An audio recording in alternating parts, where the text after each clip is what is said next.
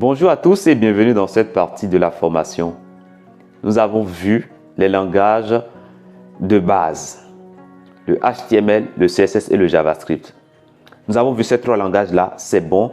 Il n'y a plus de secret pour personne aujourd'hui. Quand on parle de HTML, il n'y a plus de secret. Quand on parle de CSS, il n'y a plus de secret pour personne ici aujourd'hui. Quand on parle de JavaScript également, tout le monde peut affirmer clairement qu'il sait développer en JavaScript.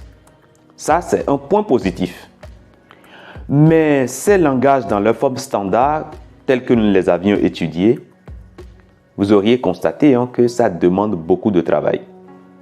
Si vous voulez faire un projet complet en partant de rien, et si vous souhaitez vous baser sur ces langages dans leur forme standard, vous aurez beaucoup de code à écrire.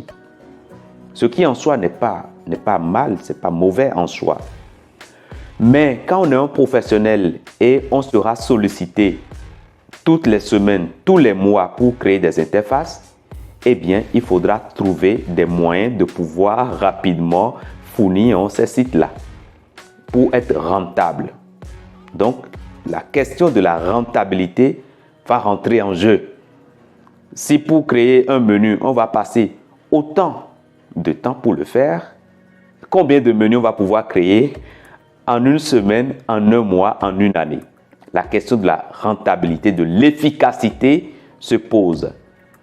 Eh bien, cela va nous amener alors à pousser notre curiosité vers des méthodes de travail professionnelles.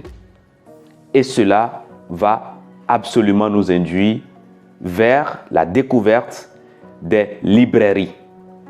Les librairies, c'est des bibliothèques de fonctions et d'utilitaires qui sont déjà codées, qui sont déjà disponibles.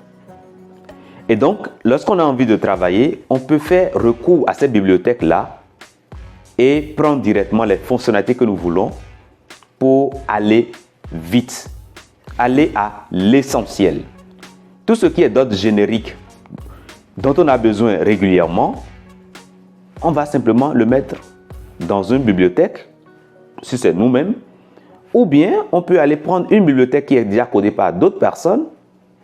Si ces personnes-là nous donnent l'autorisation, on peut aller prendre leur bibliothèque et utiliser simplement la fonctionnalité dont nous avons besoin pour avancer directement vers ce qui est essentiel.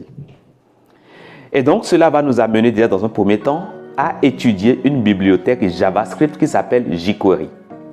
jQuery, c'est une bibliothèque très populaire qui a pour slogan « Écris moins pour faire beaucoup ».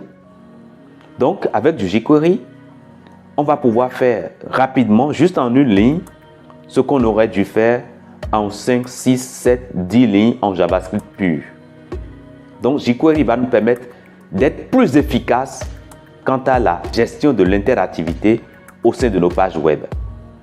Donc, si vous êtes prêts pour commencer avec moi l'étude de cette librairie JavaScript qui s'appelle jQuery, allons-y tout de suite dans cette formation.